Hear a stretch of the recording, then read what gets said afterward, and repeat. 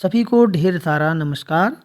आप सभी 9वीं क्लास के विद्यार्थियों का संस्कृत का पेपर हो चुका है और आज हम यहाँ पर संस्कृत के पेपर को सॉल्व करने जा रहे हैं। आप देखेंगे कि आपने कितने प्रश्न सही किए हैं और कौन से गलत किए हैं। तो चलिए चलते हैं पहले प्रश्न पर। पहला प्रश्न यहाँ पर था रामः इत्यस्मिन् पदे कः विभक्तिः अस्ति। तो इसमें पहले प्रश्न का जो उत्तर है वो है प्रथमा। दूसरा प्रश्न है फलेन इत्यस्मिन् पदे वचनम अस्ति। फलेन शब्द में वचन कौन सा है।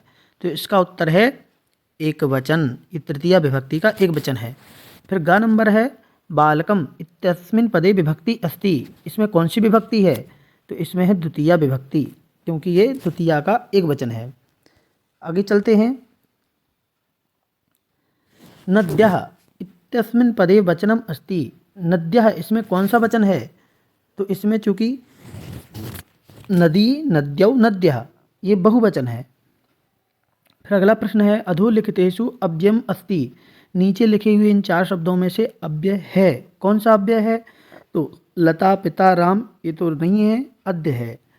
फिर अंतिम प्रश्न है तत्र देवालयः अस्ति। एतस्मिन् वाक्ये अव्ययम अस्ति। तत्र देवालय अस्ति इस वाक्य में अव्यय है। इस वाक्य में कौन सा अव्यय है। तो देवालय, देव, आलय, देवालय और तत्र। तो इसमें से तत्र जो है वो अव्यय है। फिर आगे चलते हैं प्रश्न नंबर 2। इसमें से अपन को 6 प्रश्न है और 6 के जो 2 विकल्प दिए हैं उसमें से एक अपन को कोई चुनना है। तो लिख धातोः लट लकार से प्रथम पुरुष से एक वचने रूपम भविष्यति। तो लिख धातु लट लकार प्रथम पुरुष एक वचन, तो ये लिखति। पठामि इत्यस्मिन् पदे उत्तम पुरुषः अस्ति। पठामि में गच्छति इत्यस्मिन् पदे गम धातु अस्ति। भू धातु लिट लकार से उदाहरणम। भू धातु का लिट लकार मतलब भविष्य काल वाला, तो ये भविष्यति, ये सही है। अधिकारः इति पदे अधि उपसर्ग अस्ति। ठीक है। प्रति उपसर्गस्य उदाहरणम अस्ति प्रतिदिनम। ये तो बिल्कुल सिंपल है, बनी गया होगा सभी से। अब आते हैं नंबर 3 पर। इसमें जोड़ियाँ मिलानी थी। ये भी बहुत सिंपल है, पूरा पेपर बहुत सरल आया है, कहीं कोई कठिनाई नहीं है। व्याकरण तो बहुत सरल है। पुस्तकालय है, पुस्तकालय में दीर्घ संधि है पहला नंबर। सज्जनः इसमें व्यंजन संधि है। फिर गा मनोहरः, मनोहर में विसर्ग संधि है। फिर यथाशक्ति इसमें अव्ययी भाव संधि है, समास अव्ययी भाव समास। और पंचवटी इसमें चूँकि 5 शब्द पंच जो आ गया है, पहले संख्यावाची शब्द आ गया है, इसलिए इसमें द्विगु समास हो जाएगा। और राम लक्ष्मणौ, राम और लक्ष्मण ये दोनों द्वंद्व समास का उदाहरण हो गया राम लक्ष्मणौ, क्योंकि दोनों पद बराबर हैं। आगे चलते हैं प्रश्न नंबर 4 पर। तो देखिए गत्वा इत्यस्मिन् पदे कः प्रत्ययः अस्ति। तो गत्वा में कौन सा प्रत्यय है भैया। तो गत्वा में है क्त्वा प्रत्यय। यहाँ पर लिखा है, हमने दिख नहीं रहा है थोड़ा सा। क्त्वा प्रत्यय वैसे तो सिंपल ही है, सबसे बन गया होगा ये वाला। आगत्य ये भी बहुत सरल है, इसमें ल्यप प्रत्यय है। हसितुम इत्यस्मिन् पदे कः प्रत्ययः अस्ति। जहाँ तुम शब्द पीछे लग जाता है, तुम दिखाई देता है, वो तुमुन प्रत्यय होता है। ये आपको दिख रहा होगा यहाँ पे तुमुन, थोड़ा धुंधला है। फिर कभी काम वादयितुम वाणीम प्रार्थयति। कभी क्या बजाने के लिए वाणी से प्रार्थना करता है। तो वीणाम, इसमें क्या हो जाएगा वीणाम। माता काम आदिशत, माता किसे आदेश देती है। तो माता पुत्रीम आदिशत। पुत्रीम भी लिख सकते हैं, दुहिताम भी लिख सकते हैं, बालिकाम भी लिख सकते हैं, तीनों भी सही हैं।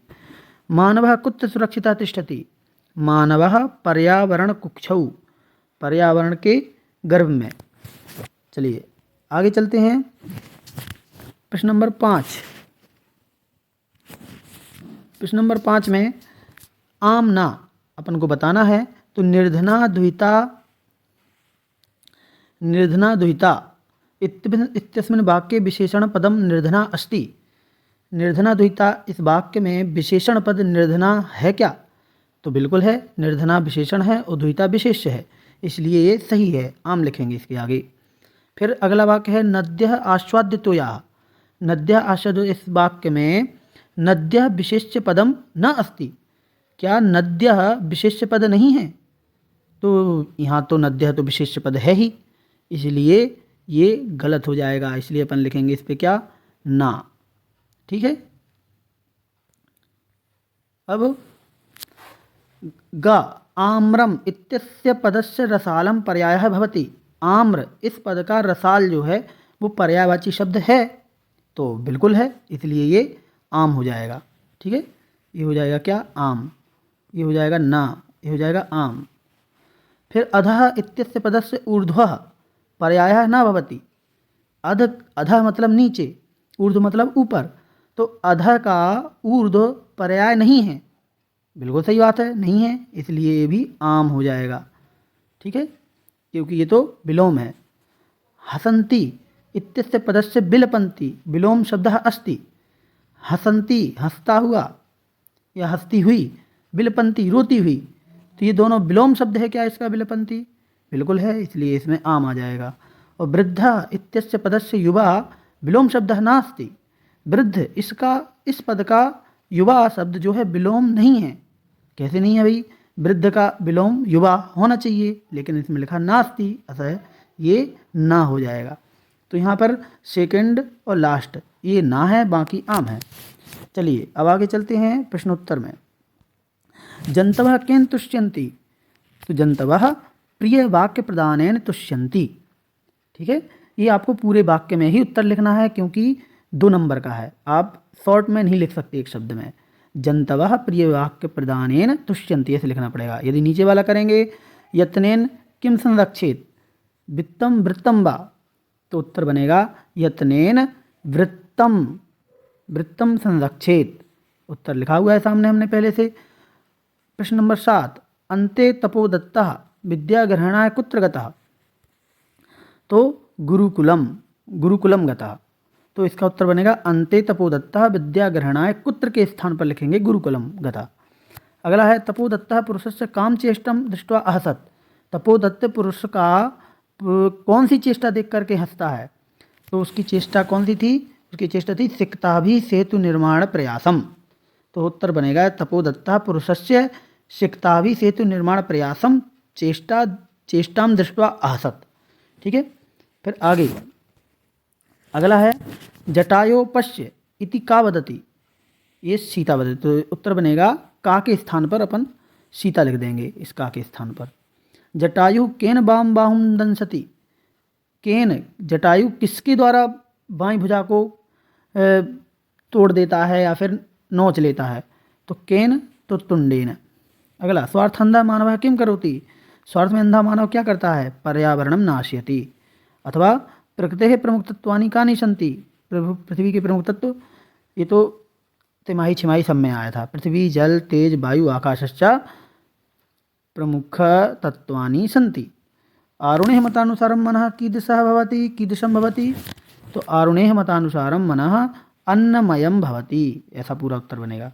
श्वेत केतु सर्वप्रथमं आरुणिं कस्य स्वरूपस्य विषये पृच्छति, तो इसका उत्तर बन जाएगा मनसः, मन के विषय में। श्वेत केतु ने सबसे पहले आरुणि से किसके स्वरूप का विषय के बारे में पूछा, तो मन के विषय में। चलिए आगे चलते हैं। यहाँ पर प्रश्न निर्माण करना है। तपोदत्तः वो भी रेखांकित पदम आधृत्य, जो अंडरलाइन है उनको चेंज करते हुए। तपोदत्तः तपश्चर्या विद्यावाप्तुं प्रवृत्तोस्ति। तपश्चर्या के स्थान पर अपन या तो कथम लिख सकते हैं या फिर कया लिख सकते हैं, दोनों भी सही हो जाएंगे। गुरुगृहं गत्वा एव विद्याभ्यासः करणीयः, गुरु के पास जाकर के ही विद्या का अभ्यास करना चाहिए। तो गुरुगृहम को बदलना है, तो यहाँ पर गुरुगृहम की जगह पर कुत्र लिख सकते हैं, तो क्वेश्चन मार्क जरूर लगाना है पीछे। नंदिनी पादाभ्याम ताड़यित्वा चंदनम रक्तरंजितम करोति, तो नंदिनी के स्थान पर क्या आएगा, का आएगा। कह क्यों नहीं आएगा, क्योंकि नंदिनी स्त्रीवाचक शब्द है, स्त्रीलिंग का शब्द है, इसलिए का आएगा। और यदि पुल्लिंग का होता तो कह हो जाता। मोदकानी पूजा निमित्तानि रचितानि, मोदकानी की जगह पर कानी, जैसा शब्द होगा उसी के अनुसार से अपन को प्रश्नवाचक शब्द बनाना पड़ेगा। अगला प्रश्न है अधोलिखितानि वाक्यानि कः कं प्रति कथयति, कौन किससे कहता है। सूर्य तपे तंडुलान खगेभ्यो रक्ष, किसने कहा? वृद्धा ने। किससे कहा? बालिकाम दुहिताम पुत्रीम, कुछ भी। अहम तुभ्यम तंडुल मूल्यम दास्यामी, मैं तुम्हें तंडुल का मूल्य दूंगा, चावल का मूल्य। किसने कहा? स्वर्ण का कहना। किससे? बालिका को। धन्यवाद मातुल, याम में दुना, ठीक है मामा, धन्यवाद, चलती हूँ। किसने कहा था? उमा ने। किससे? चंदन से। वाच्य परिवर्तन करना है। छात्रः ग्रंथम पठति, कर्म वाच्य में बदलना है। तो कर्म वाच्य में क्या करना पड़ता है अपन को? सबसे पहले कर्ता को तृतीय विभक्ति में, तो छात्रेण, और फिर कर्म को प्रथमा विभक्ति में, तो ग्रंथम का प्रथमा विभक्ति में जाएगा तो ग्रंथः बनेगा, और पठति का पठ्यते हो जाएगा, इसलिए ग्रंथः पठ्यते, छात्रेण ग्रंथः पठ्यते। सह फलम खादति, कर्म वाच्य में बदलेंगे, तेन फलम खाद्यते। अब चूंकि इन दोनों को ही कर्मवाच्य में बदलना था, फलम की जगह पर फलम ही रह गया, ग्रंथम की जगह पर ग्रंथ हो गया। क्यों? क्योंकि ग्रंथ पुल्लिंग का शब्द है, फलम नपुंसकलिंग का शब्द है। तो पुल्लिंग का जब प्रथम विभक्ति में आएगा तो ग्रंथम का ग्रंथ हो जाएगा, और फलम का फलम ही रहेगा, क्योंकि नपुंसकलिंग प्रथमा द्वितीया में दोनों एक से रहते हैं। रामेण गृहम गम्यते, राम, इसको कर्तृवाच्य में बदलना है, तो रामः गृहम गच्छति, सिंपल है। तो आगे चलते हैं। अब 14वें नंबर के श्लोक में तो एक सुभाषित श्लोक लिखना था, तो वो आप लिखे होंगे, वो चेक करने वाले ही चेक करेंगे जैसा आपने लिखा होगा। अब 15वें नंबर में शुद्ध करना है, श्री गणेशः नमः, तो गणेशः की जगह पर गणेशाय कर देना है। बालकः पठन्ति, तो पठन्ति की जगह पर पठति कर देना है। और अहम पाठम पठति, तो अहम पाठम पठति की जगह पर पठामी कर देना है। अब आप कहेंगे कि पठन्ति को ही पठति क्यों किया, बालकः की जगह पर बालकः क्यों नहीं कर सकते, या पठति की जगह पठामी करने के बजाय यदि अहम की जगह पर हम सह कर देते तो ऐसा नहीं होता है। क्रिया हमेशा कर्ता के अनुसार चलती है, कर्ता क्रिया के अनुसार नहीं चलता, इसलिए अपन को क्रिया को ही बदलना है, ठीक है। चलिए आगे चलते हैं। 16वें नंबर में खाली स्थान, जनः, तो इसमें आएगा पहला ग्रामात्, वही आगच्छति। बालकः सिंहात् बिभेति, ग वृक्षात् पत्राणि पतन्ति, घा में क्या होगा? अहम किंचित प्रष्टुम इच्छामि। फिर गा मनः अन्नमयम भवति, च श्वेतकेतु आरुणे शिष्यः आसीत्। इस प्रकार से ये प्रश्न हो गया। अब अगले प्रश्न पे चलते हैं, 17वें नंबर पे। इसमें क्या है? घटना के अनुसार क्रम लगाना था। तो पहले नंबर पे आएगा मल्लिका पूजार्थम मोदकानि रचयति, फिर सा सखी भी तीर्थयात्रायै काशी विश्वनाथ मंदिरम गच्छति दूसरे नंबर पे। तीसरे नंबर पे उमा मासान्ते उत्सवार्थम दुग्धस्य आवश्यकता विषय चंदनम सूचयति, और अंत में आएगा उभौ नंदिन्याः सर्वविध परिचर्याम कुरुतः। यही इस कहानी का क्रम है। आगे इस गद्यांश में से हमें प्रश्न निकालना है, उत्तर निकालना है प्रश्नों के। तो कस्मिंश्चित् अधिष्ठाने जीर्ण धनः नाम कः आसीत्, तो ये है देखो हमारा उत्तर, वर्णिक पुत्र है आसीत्, ठीक है। सह विभक्षयात् कुत्र गन्तुमिच्छन् विचिन्तयत्, तो देशांतरम, और तस्य च गृहे लहो घटिता पूर्व पुरुषो पारिजिता का आसीत्, तो ये उत्तर हो जाएगा तुला, ठीक है। तो लेकिन आपको कैसे लिखना है इसको? पूरे वाक्य में ही उत्तर देना है। कैसे? कि कस्मिंश्चित् अधिष्ठाने जीर्ण धनो नाम वणिक पुत्र है आसीत्। यदि आप एक एक शब्द में उत्तर लिखते हैं तो आप बिल्कुल कि मानिए कि चेक करने वाला आपके नंबर काट सकता है। पूरे नहीं भी देगा तो भी गलत नहीं माना जाएगा, क्योंकि यहाँ पे पूरे वाक्य में ही उत्तर लिखा जाना चाहिए, ना कि एक शब्द में। अथवा का जो है प्राचीन काले ऋषयः कुत्र निवसन्ति स्म, तो इसका उत्तर है बने। सरितो गिरि निर्झराश्च कीदृशं जलं प्रयच्छति, अमृत स्वादु निर्मलं जलम। लता वृक्षा लताश्च कानि बाहुल्येन समुपहरन्ति, पुष्पाणि ईंधन काष्ठानि च समुपहरन्ति। ये इसके उत्तर हैं। फिर 19वें नंबर में पद्यांश में से हमें उत्तर देना है। अये वाणी काम निनादय, तो अये वाणी वीणाम निनादय, है ना, वीणाम। फिर ललित नीति लीनाम किम मृदुम गाय, तो ये गीतिम, ये लिखा है तो गीतिम हो जाएगा। कदा रसाला लसंती बसंते, तो ये बसंते लसंती, ठीक है। फिर आगे कीदृशो अहम, तो ये वृद्धो लिखना है, वृद्धो अहम। युवा कहा, तो यहाँ पर आपको देखना है, यहाँ पर युवा कहा, सभी लोग त्वम लिखेंगे, हैं त्वम युवा, लेकिन इसका सही उत्तर है रावणः। लेकिन यदि त्वम लिखते हैं तो अब जांचने वाले जाने वो इसको सही करते हैं या नहीं, लेकिन ये सही होगा रावणः, क्योंकि यहाँ पर जो जब सीता जी का हरण करके रावण ले जा रहा था तो उस समय जब वो पक्षी के साथ में, पक्षी जटायु पक्षी के साथ में जब उसका युद्ध हो रहा था तो उस समय जटायु पक्षी ने ये कहा था कि वृद्धोहम, मैं वृद्ध हूँ, और तुम युवा, और तुम युवा हो, धनवी हो, रथ से सहित हो, कवची हो, हो। तो इसलिए तुम कहा युवा कहा अस्ति तो रावणः, इस प्रकार से होना चाहिए। फिर और तुम कीदृशः, तो तुम कीदृशः, तो तुम युवा, धनवी, शरथा, कवची, सरी, ये सभी तुम के लिए ही बताया गया था, अर्थात रावण के लिए। 20वें नंबर का प्रश्न है, अहम कः अस्मि, तो इसमें तपोदत्तः, तो अहम तपोदत्तः अस्मि। कदा पितृचरणैः क्लेशमानोऽपि विद्यां नाधीतवान् अस्मि, तो कदा के स्थान पर यहाँ पर बाल्य लिख देना है, वैसे कुछ नहीं। सर्वैः कुटुम्बिभिः मित्रैः ज्ञातिजनैश्च कथम अभवम्, गर्हितो अभवम्, ये इसमें लिखा हुआ है गद्यांश में। और फिर आगे ये हमारे पाठ से है, धर्म यात्रायै का धर्म यात्रायै गता मल्लिका, उमायाः मातुलः कः अस्ति, चन्दनः।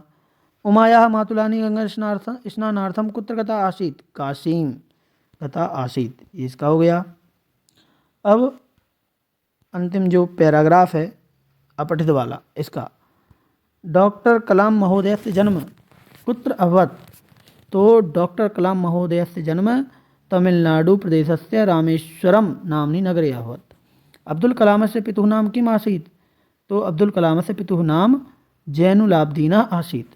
विज्ञान शक्ति संपन्नः कः राष्ट्रम अजायत, तो कः के स्थान पर भारत देशः अजायत, या भारत राष्ट्रम अजायत। डॉक्टर कलाम महोदय से जन्म कस्मिन् परिवारे अभवत्, तो मुस्लिम परिवारे अभवत्। चलिए, तो यहाँ तक जो हमें बताना था वो तो हो गया। बाकी 22वें नंबर में अवकाश के लिए प्रार्थना पत्र लिखना था या फिर एक शुभकामना पत्र लिखना था, और 4 ये निबंध के विषय दिए थे, इनमें से किसी एक पर निबंध लिखना था। तो इस प्रकार से ये पूरा पेपर हमने सॉल्व कर लिया है और आशा करते हैं आप बहुत अच्छे नंबर लाएंगे। सभी को नमस्कार।